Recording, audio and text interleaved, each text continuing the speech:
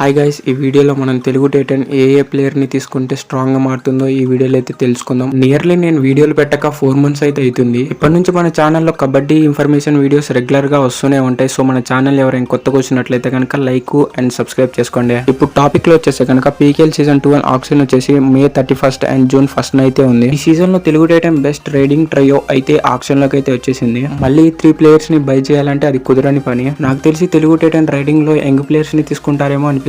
ఎంత కాదన్నా తెలుగు టైటన్ రైడింగ్ లో అయినా డిఫెండింగ్ లో అయినా ఒక ఎక్స్పీరియన్స్ ప్లేయర్ అయితే తప్పనిసరిగా అయితే ఉండాలి. నాకు తెలిసి పవన్ రావత్ అండ్ విజయ్ మాలిక్ ఆక్షన్ లో పక్కాగా అయితే 1,50 lakhs అయితే దాటుతారు. ఒకవేళ ఆ ప్రైస్ కంటే తక్కువగా ఉంటే కనుక కన్ఫర్మ్ గా అయితే రిటర్న్ అయితే చేసుకోవాలి. ఈ 2 players దగ్గర అయితే చాలా ఎక్స్పీరియన్స్ అయితే ఉంది. యంగ్ ప్లేయర్స్ ని హ్యాండిల్ చేయడానికి ఒక ఎక్స్పీరియన్స్ ప్లేయర్ పక్కాగా అయితే ఉండాలి టీమ్ లో. ఈసారి ఆక్షన్ లో చూసుకున్నట్లయితే కనుక చాలా స్టార్ రైడర్స్ అయితే వచ్చారు. అర్జున్ దేశ్వాల్ కావచ్చు, దేవాంగ్ దళాల్ కావచ్చు, నవీన్ కావచ్చు అండ్ ఆశు కావచ్చు. వీళ్ళు ఈజీగా 1.5 crores దాటే ప్లేయర్స్ అనమాట.